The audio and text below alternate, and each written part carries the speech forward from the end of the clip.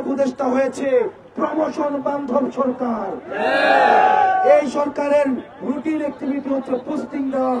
তাদেরকে পোস্টিং দেওয়া ভালো ভালো পুরনো ফ্যাসিস্ট আমরা তাদেরকে দেখেছি হাসিনার জন্য রাস্তায় এসে স্লোগান দিয়েছে ঢাকা শহরে ভালো ভালো পোস্টিং এ তাদেরকে আবার অর্থের বিনিময়ে পদায়ন অব্যাহত রয়েছে। অত্যন্ত দুঃখজনক বিষয়, আমাদের দেশের শিক্ষকরা মাধ্যমিক বিদ্যালয়ের শিক্ষক, ডাক্তারদায়ী মাদ্রাসার শিক্ষক, কলেজের শিক্ষক, মাদ্রাসার শিক্ষক, আপনারা যারা আছেন বেশিরভাগ ক্ষেত্রে দেখা যায় যখন আমরা চাকরি শুরু করি 12,500 টাকা বেতন দিয়ে অনেকে চাকরি শুরু করে।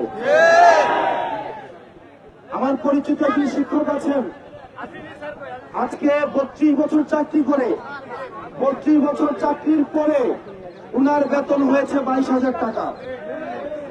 1 কেজি ইলিশ মাছের দাম হচ্ছে বর্তমানে 2800 টাকা। 31 বছর চাকরি করার পরে যে বেতনটা হয় সেই বেতনের 15% দিয়ে 1 কেজি ইলিশ মাছ কিনতে হয়। 30 বছর চাকরি করার পরে যেই বেতনটা হয় সেই বেতনের 20% বাড়ি ভাড়া দেওয়া হয় না। আমাদের দেশের সরকার, আমাদের দেশের জনগণ, আমাদের দেশের শিক্ষকরা ওনারা নিজেদের জীবনযাপন করে হচ্ছে দ্বিতীয় শ্রেণীর, তৃতীয় শ্রেণীর আর চতুর্থ শ্রেণীর নাগরিকের মতো জীবনযাপন করে। আর আমরা মনে করি, আমরা প্রত্যাশা করি যে তারা প্রথম শ্রেণীর নাগরিক উপহার দিবে। প্রতিনিয়ত হীনমন্যতা নিয়ে আমি একদম যে কথাগুলো মানুষ বলতে চায় না, এই শিক্ষক সমাজের যারা আছেন ফজর নামাজের পরে তারা মাথা নত করে বাসায় চলে আসতে হয়, বুক ফুলিয়ে বড় মাছটা কেনার জন্য কখনো বাজারে যেতে পারে না। আমরা দেখেছি পরিপাটি হয়ে তাদের সবসময় সমাজে থাকতে হয়। 8-5টা মানুষের মতো তারা সমাজে থাকে না, কারণ শিক্ষকরা হচ্ছে সমাজে উদাহরণস্বরূপ, তাদেরকে উদাহরণ দেওয়া হয়। কিন্তু তাদের বেতন হচ্ছে মাস শেষে 15,000 টাকা, 16,000 টাকা, 18,000 টাকা, 20,000 টাকা। থেকে সমাজ প্রত্যাশা করে তারা যদি একটা বিয়েতে যায়, সমাজে প্রত্যাশা করে তারা 5,000 টাকা দিবে। তারা একটা মাহফিলে তাদেরকে সভাপতি বানায় বসে থাকে, কবরস্থান ঈদগাতে তাদের থেকে প্রত্যাশা করে।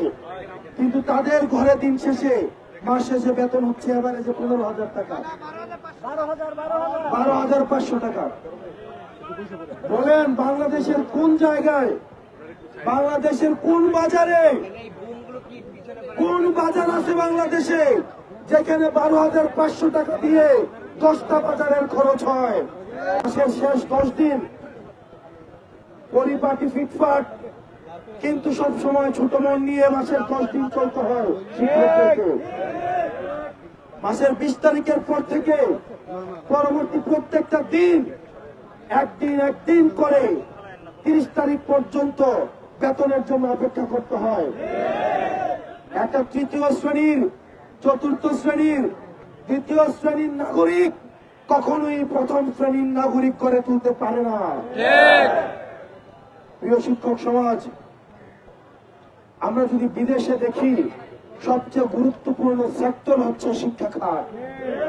আর আমরা দেখি বাংলাদেশে সবার খাওয়া দাওয়া শেষ করে যদি কিছু বাকি থাকে তাহলে সেটা হচ্ছে শিক্ষক সমাজের জন্য বরাদ্দ। আপনি শিক্ষকের জন্য গ্রামের ভাষায় কথা বলে তেল ছাড়া মাছটা হইতে হবে একদম কি, আমাদের তেল দিবেন না কিন্তু মচমচে মাছ ভাজা লাগবে। শিক্ষকের বেতন দিবেন না কিন্তু পড়া হইতে হবে ইন্টারন্যাশনাল মানের। বেতন দিবেন হচ্ছে সবচেয়ে খারাপ, কিন্তু পড়াশোনা আপনি প্রত্যাশা করবেন ইন্টারন্যাশনাল মানের। এই রাষ্ট্রীয় প্রহসন স্বাধীনতার পর থেকে, 71-এর পর থেকে এই রাষ্ট্রীয় প্রহসন এটা অব্যাহত রয়েছে।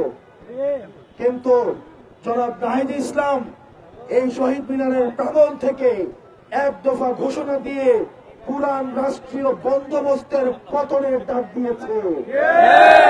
তারপর থেকে পুরাতন রাষ্ট্রীয় বন্দোবস্তে এই রাষ্ট্র চলতে পারে না, শিক্ষকদের সাথে অবহেলা করা চলতে পারে না। আমাদের শিক্ষকদেরকে দ্বিতীয় শ্রেণীর, তৃতীয় শ্রেণীর, চতুর্থ শ্রেণীর নাগরিকের যেই জীবন, সেই জীবন মান নিয়ে আর তাদেরকে চলতে দেওয়া হতে পারে না। আমি যদি তাদেরকে প্রথম শ্রেণীর নাগরিক না বানাইতে পারি, তাদের থেকে কিভাবে প্রত্যাশা করব তারা প্রথম শ্রেণীর নাগরিক তারা জাতিকে উপহার দেবে? সেজন্য এই সরকারের কাছে আমাদের প্রত্যাশা ছিল, এই অন্তর্বর্তীকালীন সরকার পুরনো সরকারের পথে হাঁটবে না, বরং এই অন্তর্বর্তীকালীন সরকার হবে একটা শিক্ষা বান্ধব সরকার। কিন্তু আমরা দেখলাম এই অন্তর্বর্তীকালীন সরকারের শিক্ষা উপদেষ্টা হয়েছে প্রমোশন বান্ধব সরকার। এই সরকারের রুটিন অ্যাক্টিভিটি হচ্ছে পোস্টিং দেওয়া। কাদেরকে পোস্টিং দেওয়া? ভালো ভালো পুরনো ফ্যাসিস্ট আমরা যাদেরকে দেখেছি হাসিনার জন্য রাস্তায় এসে স্লোগান দিয়েছে ঢাকা শহরে ভালো ভালো পোস্টিং এ, তাদেরকে আবার অর্থের বিনিময়ে পদায়ন অব্যাহত রয়েছে।